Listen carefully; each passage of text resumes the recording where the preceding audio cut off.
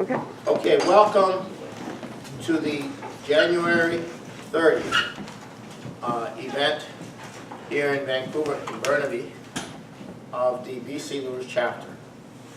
Tonight, we're going to address something that people don't want to think too much about, but it's there. And it is the pessimism in the population of North America and Europe. And it's this pessimism, it's this lack of vision, which is right now, I believe, a key problem we're having. And somehow we have to break through this malaise and get people inspired. And briefly, there's three things I want to, before I get into this, there's three things I want to bring up. The first is the address on Thursday of Lavrov, the foreign minister of Russia, where he talked about the two systems before the world. Now, here's a foreign minister saying there's these two systems before the world. And one is a global rivalry and geopolitics, and the other is a multipolar, polycentric international system, equitable. But what he's really, but it's deeper than that. Because Russia and China and the rest of the world outside of North America, outside of Europe, including Africa, and they're in a mess. They want a future. They want to realize the potential that they know is there. Now the irony is they saw that potential develop at an earlier period in the United States, and it spread to Europe. And yet the very place where that potential emerged, the people living in those have turned their backs on that. And this is a very complicated question. This is something that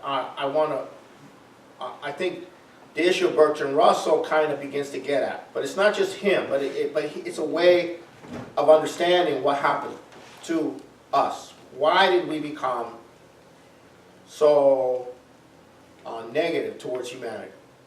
Okay, so now the second thing is that Helga Zepp-LaRouche had a conference earlier this week with the leading NASA climatologist, Thomas Wissmuller. I didn't have a chance to watch the whole thing. But her orientation is she's saying we are one step more and we lose our humanity. This is referencing what's happening in Europe. So you have this situation of this horror that's being unleashed. And it's deliberate. And it's psychological. And its intention is to destroy the world, basically. And then you have Lyndon LaRouche is the third thing. He's coming forward and he's saying, look,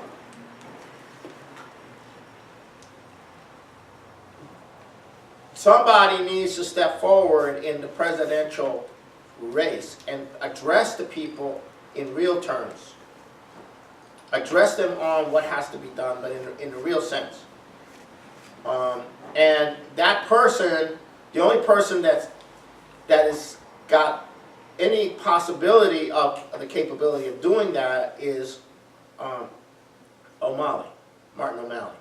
And so what LaRouche is communicating through us to O'Malley's people and to O'Malley himself is that it's time for you to get bold. For you not to take not to go along with the secondary position, that you're going to have to take, you're going to have to be bold at this point. You cannot, and you have to concentrate on the primary issue of the economic crisis and leave all the other issues aside for now. That we may not even agree with you on, but that's not the point. The point is that you have to narrow your focus. So now, what has become apparent is that Bernie Sanders is somewhat of a populist, an opportunist. He is not organizing the layers before, he's not bringing around him the layers who are going to implement the policies that he's claiming he supports. And so he's not serious. He may win the primaries, what have you, but he's not serious. He's maybe something will happen later with him. I don't know, but he's not. Right now, he's not serious. He's not seriously addressing, and he's not seriously organizing for the policies that he's saying that he's going to adopt. He's saying we got to build a mass movement. There's nothing you can do until you build a mass movement. But he's not, to our knowledge, going behind the scenes and preparing a policy team and a policy perspective to come in and actually do what's required. And he's not going to succeed without organizing. He would not be seen as such a threat. O'Malley is seen as much more of a threat. The Wall Street crowd has said he's the worst. He's the enemy number one because he is organizing. He is organizing to actually come in to carry the policies out, and he's for real about that. But he has not done well in the campaign, and of course, they have built up Sanders as the popular one, because they have an idea that he's not going to be efficient, he's not going to be effective. So these are the three things that are happening in the political realm. And one other thing that's occurring, which is very significant, is the increasing activity and coordination between Russia, China, and India in the Middle East, more and more so. The Chinese, Xi Jinping just went to the Middle East. He's laying out the entire economic perspective for the development of the Middle East. I think the Indians are doing diplomatic activity to try to promote the same thing, and then the Russians are doing what they can to militarily strengthen the secular forces in the region. So, which is significant. And how the United States will play into this is not clear. And you have the problem of Turkey, which is, off the rails. So there's all kinds of games, and of course, Obama being in the White House means the worst. You can expect the worst. So something's going to have to come together. Now, on the financial front, you have essentially the Italian banking system has about a 30 to 40% non-performing loans. It's $270 billion worth, and they're just going to pretend that they're okay. It's just this extend and pretend. So you're going more and more into an extend and pretend situation. And how long that's going to last, I don't know. But increasingly, there's an increasing insolvency in the European banking system.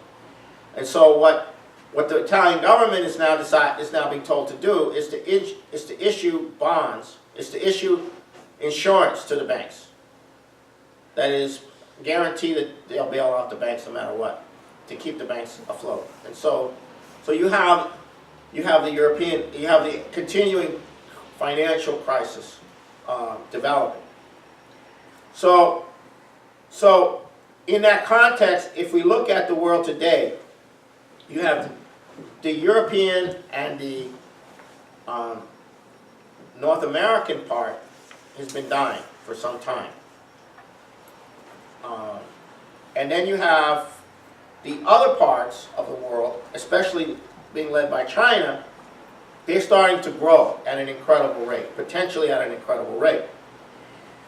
And, and the part that was dying was, going into the 1900s, was full of optimism.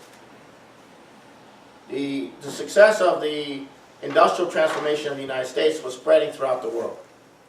There was an optimistic sense. And that doesn't exist anymore. And you had World War I, World War II, the Cold War, and then subsequent wars since then. And these wars dominated the planet over this period of time. So if you look at the average person that you're talking to on the street in the United States and Canada, they will tell you that they believe the world's overpopulated, that there's just too many people on the planet. And what does that mean? That means they don't think humanity has the creative power to create the means to sustain future increases in population. That would not have been the mindset of people at the end of the last century, at the end of the 1800s. They would not have thought that way. But sure, we have the means.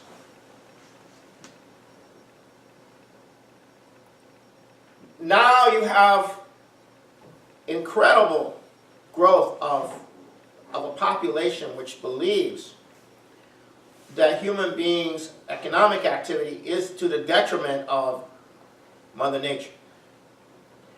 And you have among them people who believe that it's sooner or later Mother Nature is going to let us know by wiping us out. That's not the mentality that existed coming into the 20th century. And even bigger than that, you have evangelicals waiting with bated breath for the extermination of the human race, minus the chosen, of course. Because human beings are evil.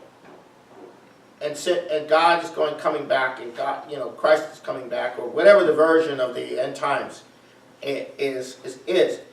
And more and more people believe this. And so they're living a life waiting for the end times. They're wrapped up in the end times. Their whole mind is on the end times. What future are they looking forward to other than the elimination of the evil human species, other than the chosen? And then you have a population which is being, there's an incredible heroin epidemic now taking off in the United States, but largely because of Obama. And you have a large portion of the population is on prescription drugs to quite cope. You don't have an enthusiasm for the future at all in any of these in these two different areas. And yet at the same time, you have the Chinese people, and there's a spectacular outgrowth of classical music. You have a tremendous, spectacular desire to want to go into space. So you have to ask yourself, what happened? And LaRouche has been has been mentioning Bertrand Russell.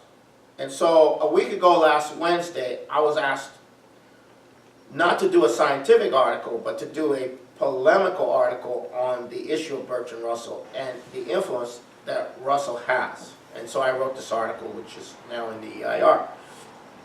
And so you You have China with the New Silk Road. You have the Russian population coming to life after hell, going through hell, with communism and World War II, and now this last thing that they've been through. The Chinese went through hell also. And they're coming out of that hell, and they want a future. And yet when you talk to people about this on the street, it's not just that they don't know about it. It's that it strikes a chord that they don't resonate with. And you talk to somebody from another country, outside of Canada and the United States, who came here as a teenager or a young adult, and it does strike a chord with them. And it's amazing how the difference between the people you talk to who have spent their childhood in another country or grew up in another country and come here, and they came here because they're looking for a better economic opportunity. And yet, their optimism about humanity is completely at odds with the pessimism that they find in this society. It's amazing. You know, there's a large Ethiopian Somalian community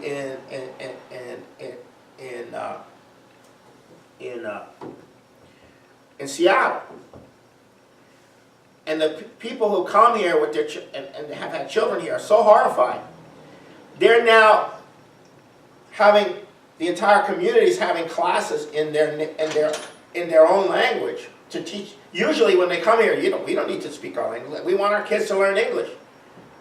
But now they're having all these classes to get them to learn their native tongue, Amharic, even though they'll never be in Ethiopia, because they want to be able to stop the spread of the negative, the counterculture, the drugs.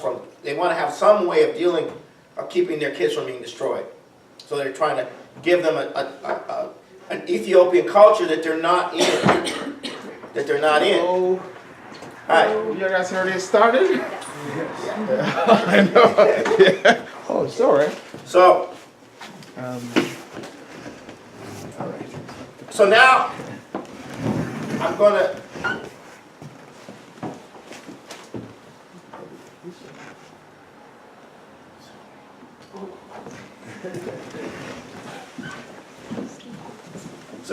to go into a little bit on Bertrand Russell. And I'm hoping people are reflecting on this, and if you have comments to make on this and observations to make on this afterwards, it would be very useful. So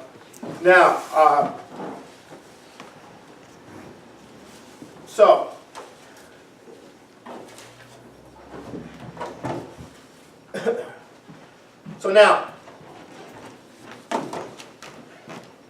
I personally believe that Bertrand Russell is an evil genius.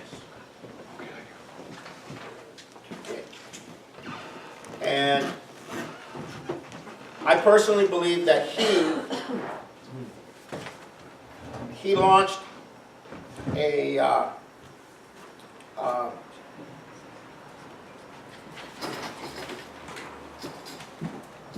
I'm just going to quote you a couple quotes here. I hate the world and almost all the people in it.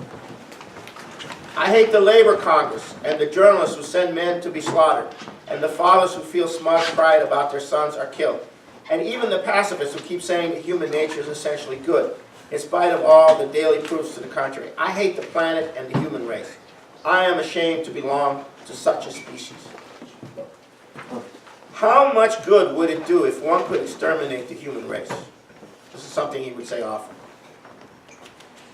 I have been merely oppressed by the weariness and tedium and the vanity of things lately. Nothing stirs me, nothing seems worth doing or worth having done. The only thing I strongly feel worthwhile would be to murder as many people as possible so as to diminish the amount of consciousness in the world. Now, why does he feel that way? Because he is an aristocrat. And he's not willing to accept the world developing such that the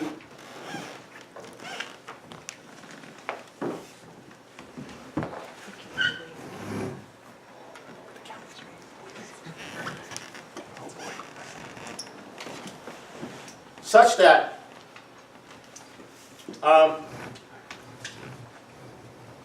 humanity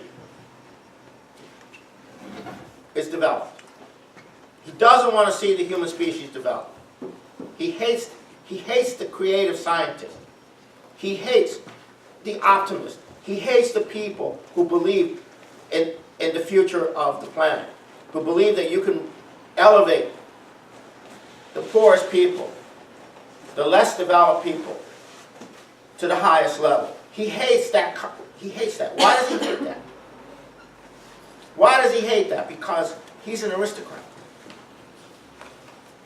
He sees this, he hates it.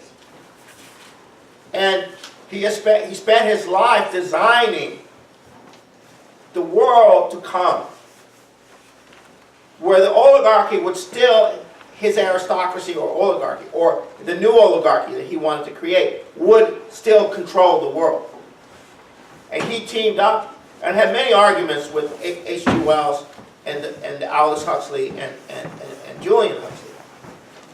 But he represented the vanguard of creating a completely controlled, psychologically controlled society.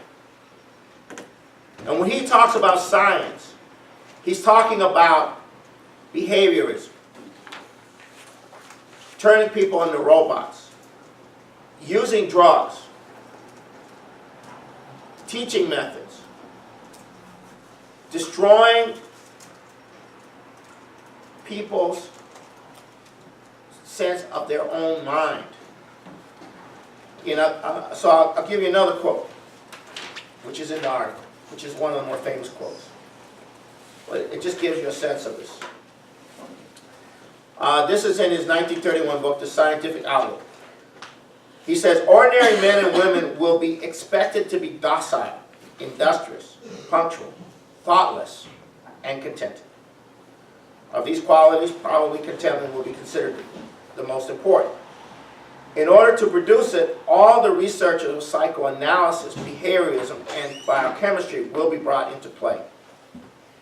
All the boys and girls will learn from an early age to be what is called cooperative, to do exactly what everybody else is doing. Initiative will be discouraged in these children, and insubordination, without being punished, will be scientifically trained out of them.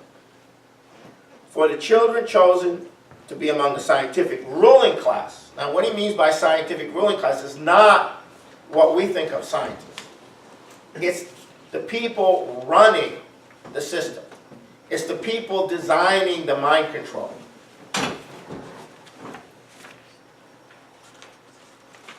Members of the governing class will be encouraged to be adventurous and full of initiative. It will be recognized that it is their business to improve scientific technique and to keep the manual workers contented by means of continual new amusements. Now, this is an oligarchy, an aristocracy, confronting the Industrial Revolution and all the future potential revolutions which are coming. Now, at the end of the 1900s, at the end of the 1800s, you began to have the beginnings of a sense that there was a new level that man could access. It was the beginning of the nuclear age. Madame Curie, Einstein, and Becquerel, a lot of other people were involved. It's about the turn of the century. And this nuclear question is harnessing the nuclear power. It's a big thing because it's a quantum leap in the productive power of the species. That's what it represents. And Bertrand Russell took this power, he played a key role behind the scenes in getting Truman to drop the bombs on Hiroshima and Nagasaki. He played an actual personal key role in that. And then he set up 3 movements simultaneously. The first movement was to convince the Americans to force the Soviet Union to surrender to a world order, a new world order,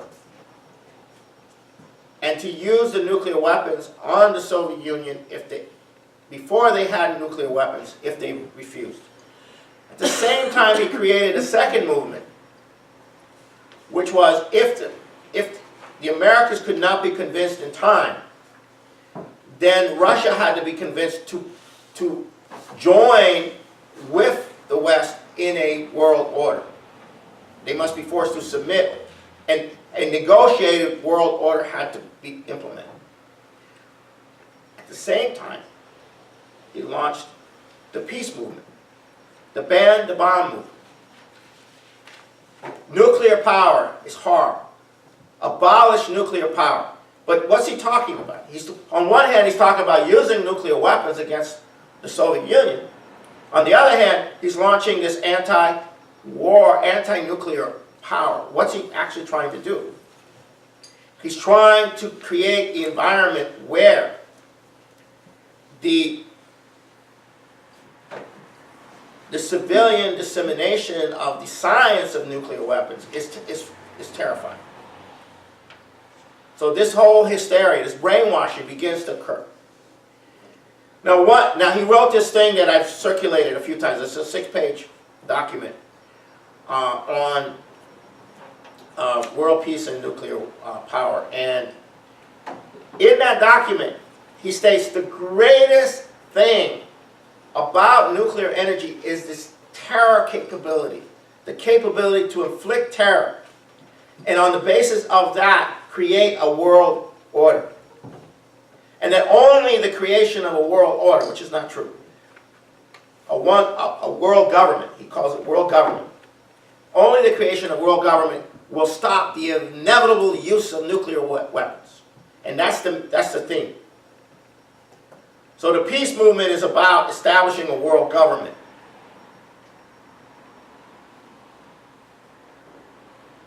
So it's the terror of nuclear weapons. That's key here. He also discusses in that 6-page paper the fact that because of the secrecy needed in the nuclear rocket and other related defense areas, that you can essentially imprison the scientific community in such a way that you could compartmentalize and imprison the scientific community and restrict the dissemination of the science into the general economy, into the general society. So he saw the nuclear arms race as a way to imprison the people doing the work in these areas, the classification. Now, then what he did is he began to organize something called this is part of the second movement, which is the bringing the Soviets in to a dialogue. And that occurs in the 50s under Khrushchev.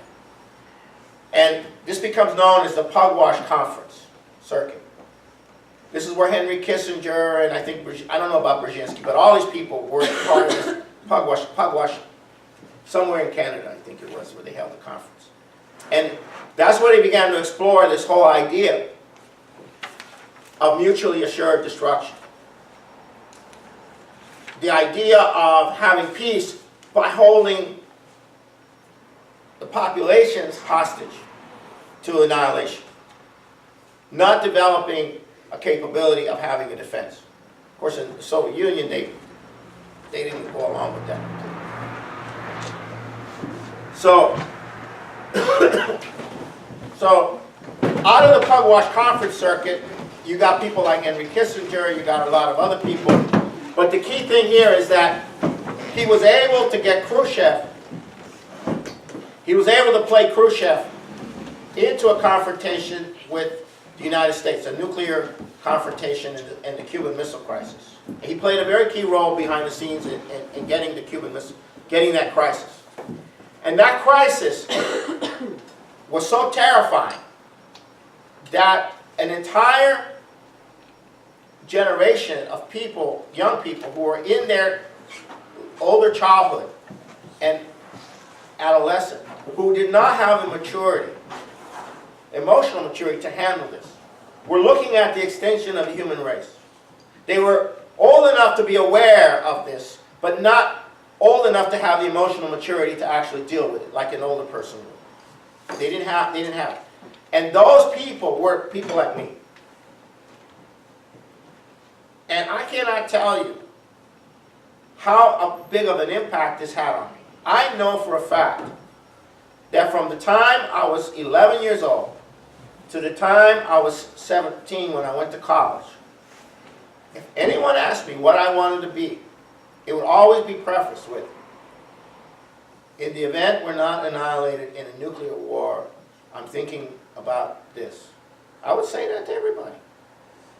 I was only being truthful. I mean, that was the world I was in. Now, in that context, the assassination of Kennedy, who had come to an understanding of how to resolve this problem, he had proposed a joint space program with the Soviet Union, which would have been the first step towards dealing with this problem.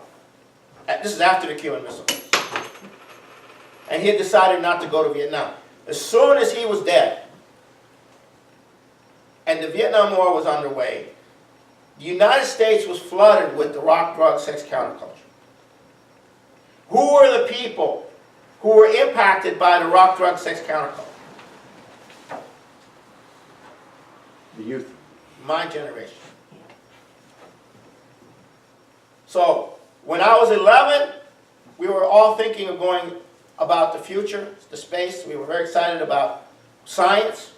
Everybody was very excited about science. By the time I was 16, 17, 18, most of us were doing LSD, we were smoking pot, and God knows what else we were doing. Okay? So, this transformation took place, or that part of that transformation took place. And Russell very consciously understood the power of terror, where you feel helpless, where you have no control when the human race is going to be wiped out or not. And that did not so afflict the people who were 20 years older than me, or 15 to 20 years older than me, but it afflicted my generation in the most extreme way. Such that we stopped thinking about the future and we only thought about the present. The future became something intangible, insecure. But it's deeper than that. Because Russia and China and the rest of the world outside of North America, outside of Europe, including Africa, and they're in a mess. They want a future. They want to realize the potential that they know is there. Now the irony is, they saw that potential develop at an earlier period in the United States, and it spread to Europe. And yet the very place where that potential emerged, the people living in those have turned their backs on that. And this is a very complicated question. This is something that I want to, at this malaise, and get people inspired. And briefly,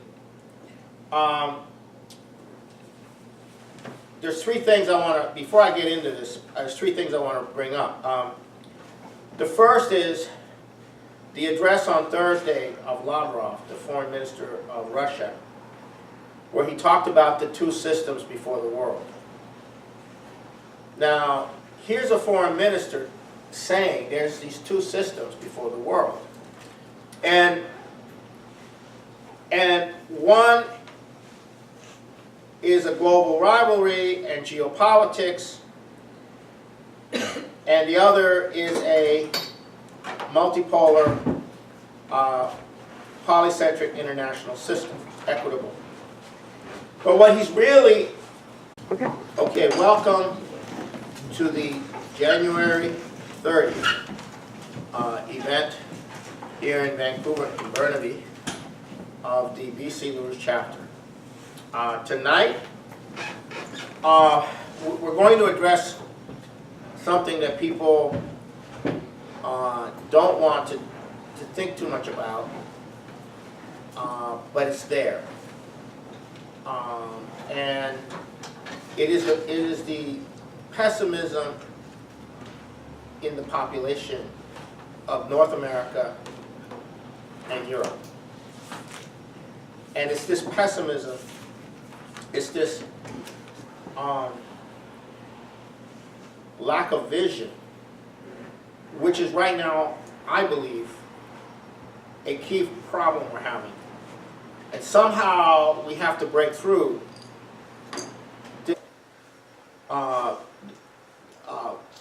the world, basically. And then you have Lyndon LaRouche is the third thing. He's coming forward and he's saying, look,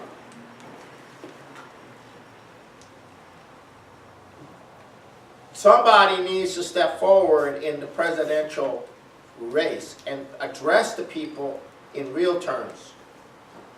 Address them on what has to be done, but in a real sense. And that person, the only person that has got any possibility of the capability of doing that is O'Malley, Martin O'Malley. And so what LaRouche is communicating through us to O'Malley's people and to O'Malley himself is that it's time for you to get bold, for you not to go along with the secondary. I think the issue of Bertrand Russel kind of begins to get at, but it's not just him, but it's a way of understanding what happened to us. Why did we become so negative towards humanity? Okay, so now the second thing is that Helga Zepp LaRouche had a conference earlier this week with the leading NASA climatologist, Thomas Wissmuller. I didn't have a chance to watch the whole thing. But her orientation is she's saying we are one step more and we lose our humanity. This is referencing what's happening in Europe. So you have this situation of this horror that's being unleashed. And it's deliberate. And it's psychological. And its intention is to destroy.